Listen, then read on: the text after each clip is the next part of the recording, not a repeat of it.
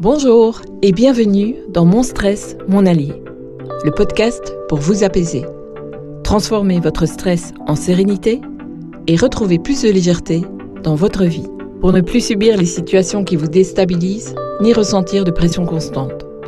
Pour ne plus être submergé par l'anxiété ou par vos émotions, ne plus vous sentir oppressé et sans ressources. Aujourd'hui, nous allons nous pencher sur nos valeurs et voir en quoi elles vont nous permettre de vivre plus en harmonie. Je suis Frédéric Henry et grâce à ma pratique en tant que kinésiologue et formatrice en gestion du stress, mais surtout à l'aide de mon cheminement personnel, je vous invite chaque semaine à découvrir ensemble des pistes de réflexion ainsi que des clés concrètes et pratiques pour transformer notre relation au stress, non pas en l'évitant, mais en l'apprivoisant. En effet, et si le stress était notre meilleur allié, un compagnon de route pour mieux se connaître et vivre plus sereinement? Comment allez-vous aujourd'hui? Je suis ravie de vous retrouver pour l'épisode du jour, car il s'agit vraiment d'un sujet qui me tient à cœur.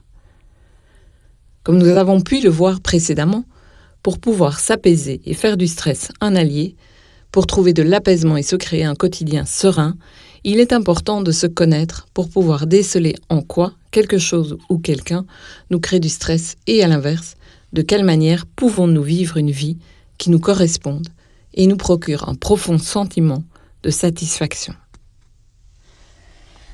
Connaître ses valeurs fait partie de cette démarche.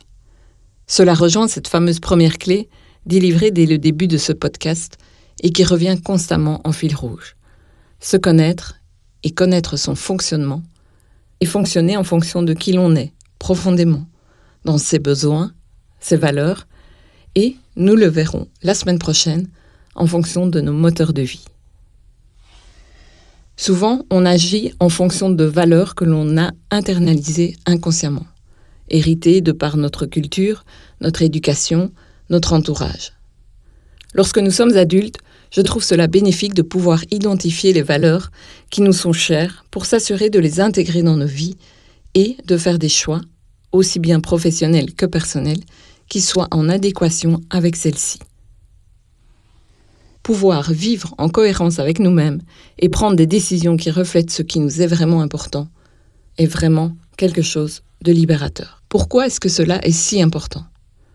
Parce que lorsque nous vivons en décalage avec nos valeurs, cela génère un stress intérieur, souvent subtil mais persistant. Une lutte interne entre différentes parts de nous. Ce type de stress que l'on pourrait qualifier de silencieux peut se traduire par une sensation d'inconfort, de frustration ou même de vide.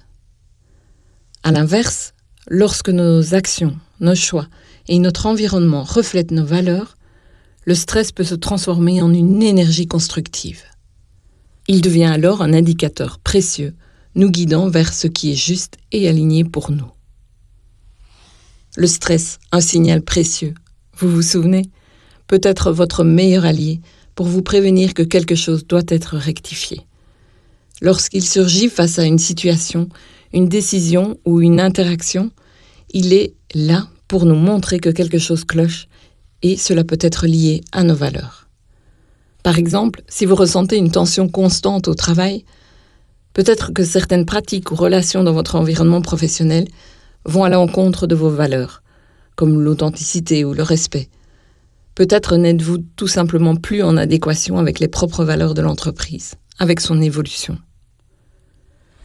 Si vous vous sentez irrité ou insatisfait dans une relation, cela pourrait être le signe qu'un besoin fondamental, de plus d'engagement mutuel par exemple, n'est pas nourri de manière équitable et ou que l'on ne partage pas les mêmes valeurs d'engagement, de fidélité, etc. Dans ces moments-là, le stress que l'on ressent nous met en alerte et peut alors devenir une opportunité de réalignement. Il nous invite à prendre du recul, à réévaluer nos choix et à agir en cohérence avec nos valeurs. Quand j'ai pris conscience de ce lien, cela a changé ma perspective sur le stress, ou plutôt honnêtement sur ma manière de vivre certaines situations. Plutôt que de le fuir ou de chercher à l'éliminer, j'ai appris à l'accueillir comme une boussole intérieure. Il en est de même pour les émotions. Si une émotion forte comme la colère ou l'agacement peut sembler inconfortable, elle porte néanmoins en elle une information précieuse. Quelque chose heurte une valeur essentielle pour moi. Cela m'a aidé à prendre des décisions plus éclairées et alignées, que ce soit dans mes relations, mes choix professionnels ou mes engagements personnels. Vivre selon ces valeurs est une clé, et le stress devient alors notre boussole pour confronter ce que l'on vit et confirmer que nous vivons bien en alignement avec nos valeurs. Nous ressentons alors plus de clarté et de sérénité dans nos choix. Le stress devient alors un outil qui nous motive à agir, à nous dépasser et à avancer dans une direction qui a du sens pour nous. Nous développons alors une meilleure résilience face aux défis, car nos actions reposent sur une base solide, ancrée dans ce qui compte vraiment pour nous. Quand j'ai pris le temps de définir clairement mes valeurs, cela a été une véritable révélation. C'est devenu comme un guide, une boussole intérieure. À chaque fois que je suis face à une décision importante, je me demande, est-ce que cela respecte mes valeurs ? Est-ce que cela m'aligne avec qui je suis vraiment ?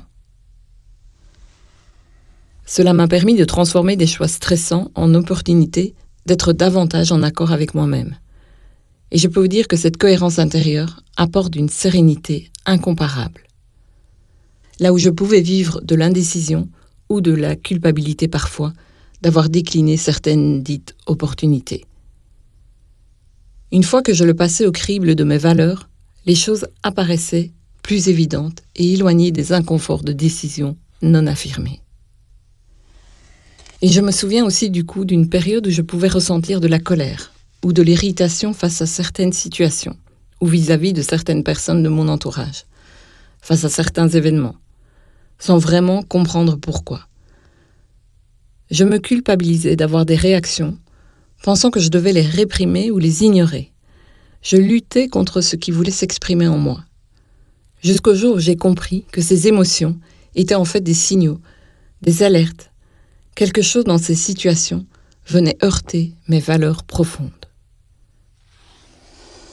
J'ai alors compris que ces accès, soit de colère qui grondaient en moi, ou d'irritation, ne se manifestaient parce que quelque chose ne correspondait pas à mes valeurs, parce que cela allait à l'encontre de ce qui est important pour moi. Une part en moi le criait en quelque sorte pour que je puisse le voir et remettre de la justesse pour moi dans ces situations ou dans ces relations, avec les choix que cela nécessite bien sûr parfois. Avoir pu alors faire l'exercice de définir clairement mes valeurs a été comme un référentiel auquel je peux passer chaque décision que je prends, ou évaluer certains de mes ressentis. Pouvoir se demander avant de faire un choix, est-ce que cela correspond à mes valeurs, est une étape cruciale pour s'assurer de mener une vie qui nous correspond et qui pourra générer de la satisfaction et nous faire ressentir de la paix plutôt que d'autres sentiments contraires si à l'inverse on va à l'encontre de nos valeurs. Pour ma part, je vous avais exprimé brièvement en intro de ce podcast les valeurs phares qui me guident au quotidien et qui sont la simplicité, l'authenticité, le respect et l'engagement. Je vous en touche juste quelques mots avec d'autres tout aussi importantes pour moi. L'essentiel sera que vous-même définissiez vos propres valeurs. Je vous les partage et les détaille brièvement afin que vous voyiez l'analyse que l'on peut en faire et surtout comment les reconnaître, les percevoir dans la vie quotidienne et les identifier comme des valeurs propres. La première valeur, pour moi, ce serait la simplicité. Je vous le disais précédemment aussi, je suis une grande amoureuse de la nature et je me relie facilement aux animaux qui incarnent pleinement la simplicité. Pour moi, il y a cette simplicité dans ce qu'ils peuvent nous inspirer. D'ailleurs, souvent, lorsque j'observe mon chien, je me dis que j'aimerais tellement avoir le 10e de son amour inconditionnel, de sa pureté dans ce qu'il offre sans attente, dans cette capacité que nous, êtres humains, n'avons pas toujours, d'être juste dans l'instant, des instants tout simples, et que j'aimerais parfois avoir ne serait-ce qu'un 10e de cette sagesse instinctive animale. La simplicité, pour moi, c'est comme ce que je vous ai partagé par rapport à l'estime de soi. C'est être conscient de qui l'on est et qui l'on veut incarner, sans avoir besoin d'écraser quelqu'un d'autre pour ça, ou se glorifier d'une manière ou d'une autre. Je dis souvent à mon fils qui joue au football que ce qui est appréciable chez certains sportifs de haut niveau qu'il admire Et ce qui les rend encore plus admirables, c'est leur simplicité. C'est quand ils restent simples, même face au succès. Cela rajoute même du panache, je trouve. C'est quand leur talent suffit, qu'ils restent simples et ne s'embarrassent pas de manteaux d'arrogance et ou de suffisance dont d'autres, par contre, ne peuvent malheureusement pas se passer. La simplicité, cela signifie pour moi rechercher l'essentiel, éviter les complications inutiles. Comment peut-on le percevoir ? Nous sommes apaisés lorsque les choses sont claires et faciles à comprendre ou à gérer, lorsqu'il n'y a pas besoin d'en rajouter, et que l'on n'est pas dans le paraître, mais dans le ressenti et dans ce qu'il y a de plus simple dans la vie. La deuxième valeur importante pour moi serait l'authenticité. Cela signifie être soi-même, sans masque, exprimer ses pensées et ses émotions, sans peur du jugement, que ce soit dans nos relations et dans nos actions. La conséquence, c'est que l'on évite des tensions internes, de se forcer à correspondre à un autre modèle qui ne nous correspond pas. La perception que l'on peut avoir, on se sent aligné lorsque l'on peut agir tel que nous sommes, que l'on peut partager nos idées honnêtement, même dans des environnements exigeants. La troisième valeur importante pour moi est le respect. Avoir de la considération pour soi-même et pour les autres, sans jugement, et prendre en compte les besoins et ce qui peut contribuer pour soi, pour les autres et pour le monde qui nous entoure. Comment peut-on le percevoir ? Nous ressentons du bien-être lorsque nos opinions ou nos limites sont prises en compte. Ou à l'inverse, lorsqu'on ressent de la frustration parce qu'on a l'impression qu'on ignore ses opinions et ses limites. Une autre valeur importante pour moi serait l'engagement. Pour moi, cela signifie faire des choix alignés avec qui l'on est, que ce soit dans des projets, dans des relations, et persévérer avec ténacité, volonté et fidélité dans ce qui compte vraiment. La liberté est enfin une valeur que je chéris de plus en plus. Plus le temps passe et plus je sais que je dois intégrer de la liberté dans ma vie. Cela signifie un besoin d'autonomie, de choix guidés par nos ressentis et non par des injonctions morales ou autres, un sentiment d'indépendance. Comment peut-on le percevoir ? Nous sommes épanouis quand nous pouvons décider par nous-mêmes, sans contrainte excessive, que ce soit dans notre travail ou dans notre vie personnelle. Enfin, la valeur suivante, c'est en fait deux valeurs qui pour moi sont très proches et tout aussi importantes. Il s'agit de la loyauté et de l'intégrité. Ces valeurs sont en lien avec la valeur d'engagement. Cela signifie être fidèle à ses engagements, dans ses relations, ou d'être loyal vis-à-vis de ses valeurs, justement. C'est d'agir en cohérence avec celles-ci, avec nos principes de vie. Comment peut-on les percevoir ? Concernant la loyauté, nous valorisons alors les relations où les promesses sont tenues et où à l'inverse on peut se sentir troublé par la trahison ou par une certaine incohérence. Concernant la perception liée à l'intégrité, on peut ressentir un inconfort profond si on est obligé de faire quelque chose qui va à l'encontre de nos convictions profondes. Les deux valeurs suivantes dont je veux vous parler seraient l'équité et la justice. Ces deux valeurs sont parallèles et semblables, et j'aurais pu commencer par là tellement elles sont importantes pour moi. J'ai depuis toute petite, et je me rends compte en accompagnement qu'il y a énormément de personnes qui partagent cette valeur, un besoin de justice, d'égalité, d'opportunité ou de traitement en fonction des ressources. Ce besoin de justice peut se manifester autant dans notre vie personnelle que professionnelle et est en lien avec la cohérence au niveau des règles, de la structure ou du traitement. Comment peut-on percevoir que nous sommes activés dans des valeurs de justice ou d'équité ? Bien, tout simplement lorsque nous sommes sensibles aux injustices, que ce soit au travail ou dans des relations personnelles. Lorsque vous ressentez de la colère dans certaines situations qui vous paraissent injustes. Ces valeurs, une fois qu'on les identifie, vont pouvoir nous guider dans nos décisions, dans nos relations et même dans nos professions. Elles influencent tout, nos activités, nos projets à mener, les personnes à fréquenter, dans notre réseau, en amitié et donc que l'on choisit de s'entourer. Comment identifier nos valeurs ? Voici quelques pistes pour percevoir et confirmer ces valeurs en nous-mêmes. Première étape, observer ses réactions émotionnelles et repérer, parmi certaines situations, celles qui évoquent une forte résonance émotionnelle. Quand avez-vous ressenti une immense fierté, une joie profonde, ou à l'inverse, une grande frustration ou une colère intense ? Ensuite, pour confirmer, on peut se poser la question : quelles expériences ou situations de ma vie ont éveillé ou bafoué cette valeur ? Quelles frustrations sont récurrentes en lien avec cette valeur ?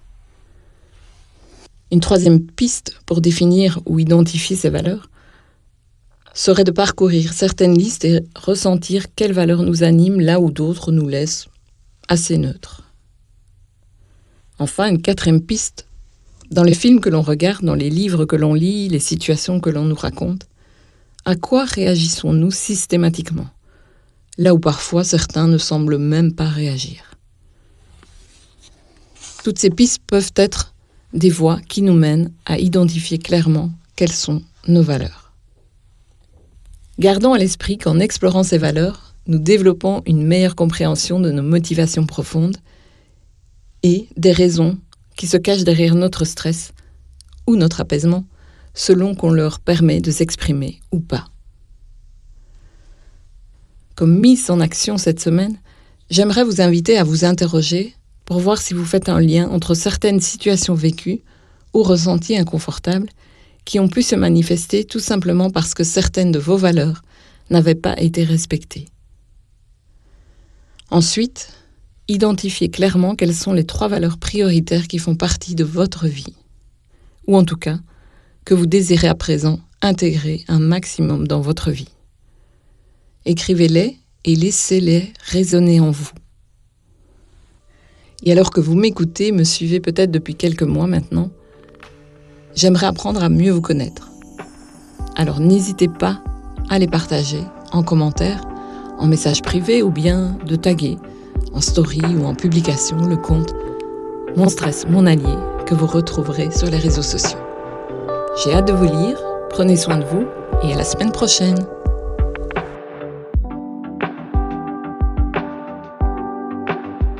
J'espère que cet épisode vous a inspiré autant que j'ai de plaisir à vous les partager à chaque diffusion. Merci pour votre fidélité. Si vous avez envie d'aller plus loin, c'est avec un grand plaisir que nous pourrons échanger et voir comment je peux vous aider. N'hésitez donc pas à me contacter en privé si vous avez besoin de plus d'éclairage et ou de soutien. Et si vous désirez faire un premier pas vers plus d'apaisement, je vous invite à télécharger le guide 100% gratuit « Weekly pratique pour s'apaiser » dont vous retrouverez le lien en descriptif de l'épisode. Portez-vous bien et à bientôt sur Mon Stress, Mon Allié, le podcast pour vous apaiser, transformer votre stress en sérénité et retrouver plus de légèreté dans votre vie. Ce podcast est produit par le Media Lab.